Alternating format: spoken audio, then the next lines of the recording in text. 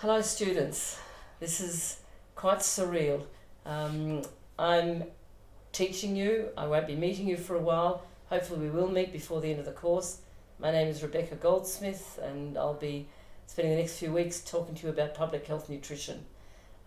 I did send some of you a mail asking you to send back to me if you've had some experience in public health nutrition programs, either assessment or interventions, and hopefully we'll call on your experiences during the course. Today is our first session and I want to introduce the session by showing you a presentation which was prepared by some photographers about 12 years ago, just showing the variety of foods that people eat and which cause a variety of problems that we come across, and I hope you'll enjoy this presentation. Alright, so in this presentation we're having a look, what these photographers had a look at was they went around to different places in the world, two photographers, and they asked different families what they spend on food for a week, and they asked them to put that all out on the table, and they then took a photograph of this. There's actually a book which shows this, and if any of you want to borrow the book at some stage, we might be able to organise it. This is actually the book that they put out called The Hungry Planet, and I'm going to show you some of the pictures from the book, and I think it gives some interesting food for thought. Okay, so the first country we're looking at, we're going from the top going down, is a family in Germany where they spend a week on food, $500. Now this, again, I remind you, this is 12 years ago, so some of the amounts may be different today. They may be cheaper, they may be more expensive. I'm not going to go into that at the moment, but I think what's interesting is having a look at the comparisons of the different families. So what we notice about this, and normally if I was with you, if we could interact, I'd ask you to tell me what you noticed, but seeing as that's not possible, I'm going to tell you what I can see. We see a tremendous amount of soft drink and beer right from the foreground of the picture, and relatively little fruit and vegetables. It's a family of four, $500 for a week. Okay, that's a family in Germany. Okay, moving now to the United States, another continent, and this is an African American family, as you can see, and have a look at the variety of foods. Some of you may recognise some of these foods, possibly not. Two big pizzas, crisps, lots of fast food. I don't like to use the word junk food, though some people will call that a lot of junk food. And very little fresh fruit and vegetables. But the family doesn't look particularly overweight. They look as though they're all pretty much okay. Moving on to Japan, another different continent, moving to Asia. And have a look how the amounts of money have gone down. We started off with $500 a week, now it's down to an equivalent of $300. Most of these foods I don't recognise. Perhaps I know we have one student from China, you might recognise some of these foods. There doesn't seem to be much in the way of fresh fruit and vegetables. I'm not sure if that's a typical Japanese pattern or not, but it's just interesting to see what they're actually eating. We don't also see much in the way of soft drinks, so that doesn't appear to be a major part of their diet. Okay, moving now to Europe. So we've had America, we've had Asia, now we're moving to Europe, an Italian family, and one thing which sort of stands out, or two things which stand out, is A, the bread appears to be either homemade or made in a bakery, but it's not a commercially prepared bread, and there's a lot of fresh fruit and vegetables. Also a fair bit of soft drink, you see on the back shelf there.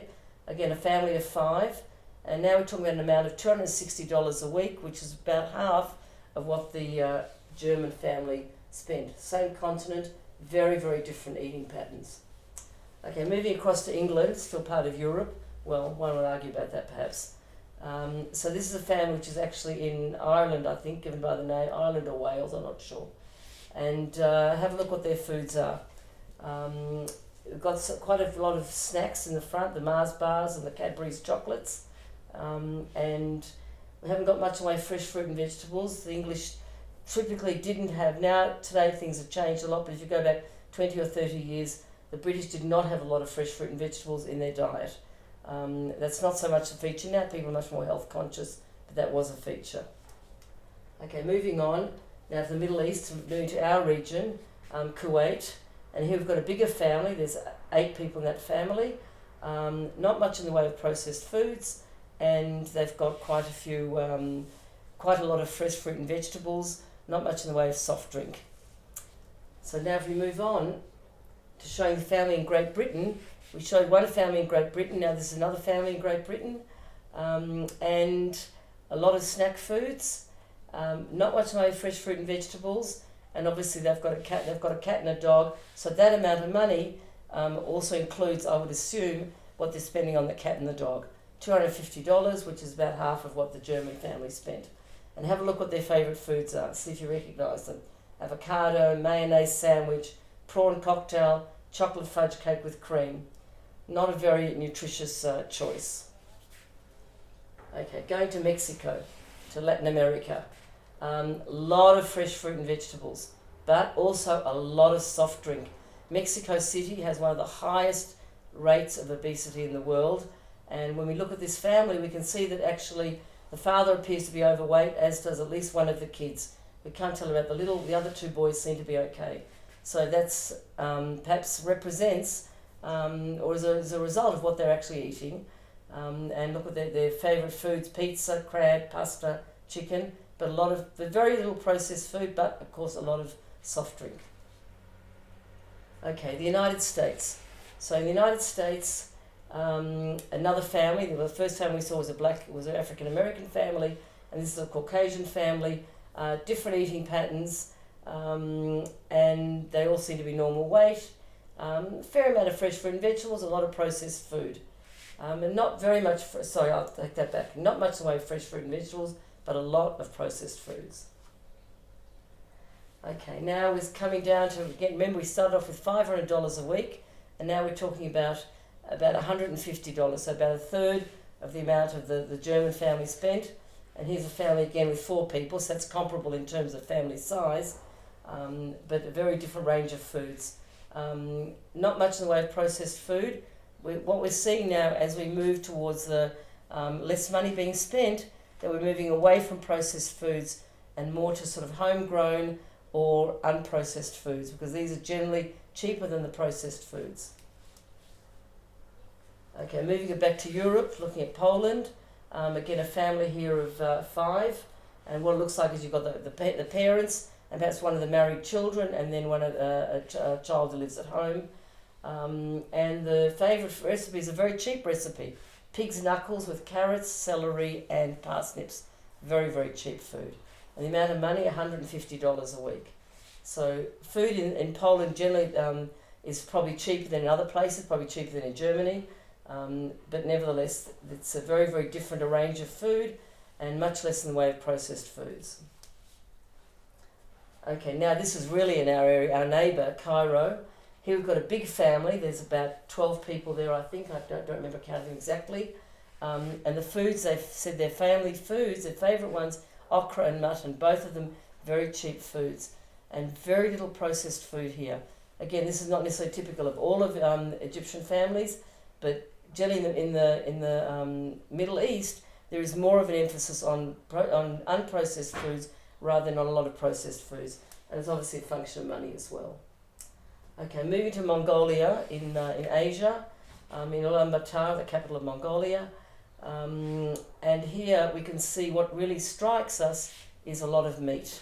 We had a Mongolian student in the IMPH class 2 years ago, and she was a part of her presentation. Part of the work that she did was having a look at eating patterns in Mongolia, and she told us that in Mongolia they have meat 3 times a day, and very high meat consumption and very high salt consumption as well. The salt consumption in Mongolia is around about, if I remember correctly, about 35 grams a day, so it's very, very high. Okay, moving now to South America, to Ecuador. Again, this family they're living in a fairly simple home. It looks like sort of mud type walls. No processed foods whatsoever, maybe 1 bottle there perhaps. They all look very contented. Is this true or not? One doesn't know, of course. And the amount of money, $31. And it looks like probably most of this food probably is homegrown or bought at a local market, looking at the way that they've presented it. Okay, a family in Bhutan, going back to Asia. Amount of money, $5. It's hard to believe that amount of money could feed that size family. If in fact you count them, there's actually 12 people there.